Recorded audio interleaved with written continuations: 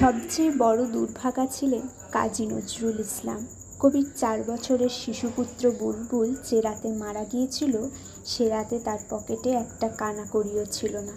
অথচ দাফন কাফন, গাড়িতে করে দেহ নেওয়া আর গোরস্থানে জমি কেনার জন্য দরকার 150 টাকা। সে সময়ে 150 টাকা মানে অনেক টাকা। হতদরিদ্র কবি এত টাকা পাবেন কোথায়?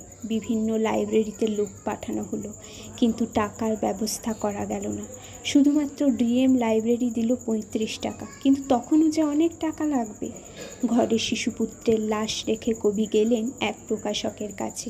নিষ্ঠুর প্রকাশক শর্ত দিলেন, এই মুহূর্তে কবিতা একটি লিখে দিতে হবে, তারপর টাকা। নিরুপায় কবি তার মনের নীরব কান্না লিখে দিলেন কবিতায়। ঘুমিয়ে গেছে শান্ত হয়ে আমার গানের বুলবুলি, করুণ চোখে চেয়ে আছে সাঁঝের ঝরা ফুলগুলি। লেখা সংগৃহীত। পাঠে আমি বাটারফ্লাই।